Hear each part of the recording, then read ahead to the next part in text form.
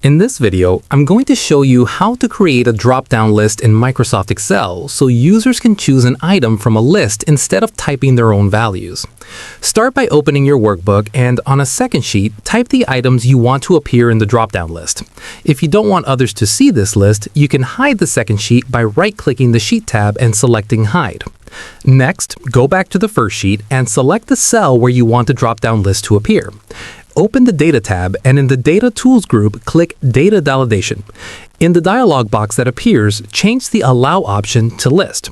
Then click inside the Source box and select the range of cells on the second sheet that contains your list items and press OK.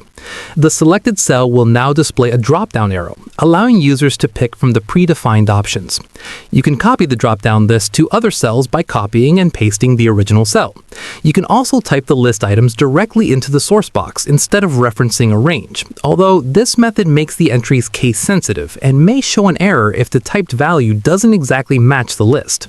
Using drop-down lists helps keep your data accurate, consistent, and easy to manage in Excel. If you found this tutorial helpful, don't forget to like the video, subscribe to the channel, and check out my other Excel tutorials for more quick and practical tips.